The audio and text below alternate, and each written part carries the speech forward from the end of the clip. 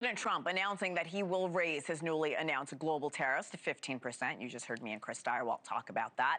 This comes after the Supreme Court's Friday ruling that struck down most of the president's sweeping tariffs. But these new charges are being implemented under a different legal pathway. It's a policy known as Section 122. So what is it? What does it mean for your bottom line? NewsNation's Alicia Nieves is here to explain. Alicia, good morning. First, let's start with Section 122. What is it? So Section 122 is part of a trade act that was enacted in 1974. It exists, but it's been very rarely used. And it basically gives the president temporary authority that lasts for about 150 or so days to address, quote, a large and serious balance of payment deficits. The president has made hasn't been shy about saying he doesn't like just how much we import from other countries and how little we export relative to that. And he wants to close the trade gap. And so he's able to do so. He has stronger legal footing under Section 122. He can do it for 150 days, in place to input the tariffs up to 15%. He started on Friday with 10% and then raised that, of course, to the maximum yesterday.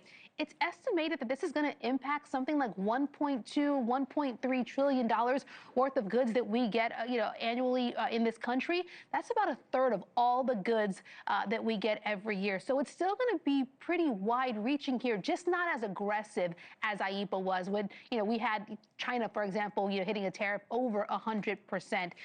So this is one of at least 3 ways the president now can implement tariffs. It replaces IEEPA that the Supreme Court ruled or struck down on Friday, just not as aggressive. The question now, what does this mean for consumers?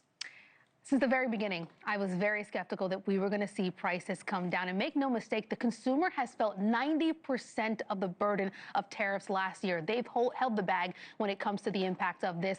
Prices are not going to come down now that Section 122 is enacted. In fact, they'll continue to go up a little bit more, just at a more moderate rate than we saw with IEEPA, right?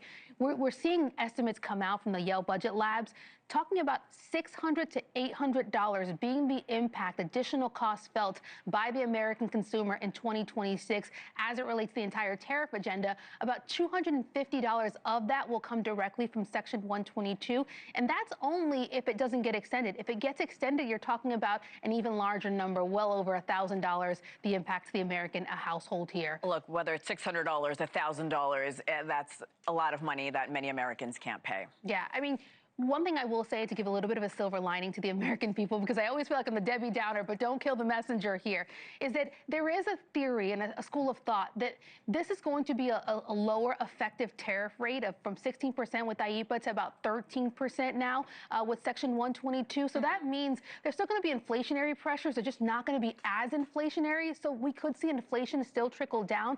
If it gets closer to 2%, this opens up the Fed to potentially cutting rates. Sure. And then trickle down. We could see lower interest rates for the American consumer, and that could be helpful. This is an important story that affects every single one of us. Alicia Nieves, thank you so much.